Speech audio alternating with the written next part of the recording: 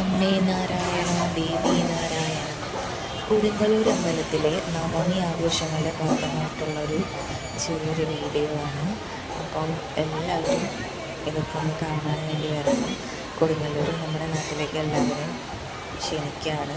അടിപൊളിയാണ്. ഒരുപാട് വിളക്കുകളൊക്കെ വെച്ചിട്ട് അടിപൊളി ആഘോഷമാണ്.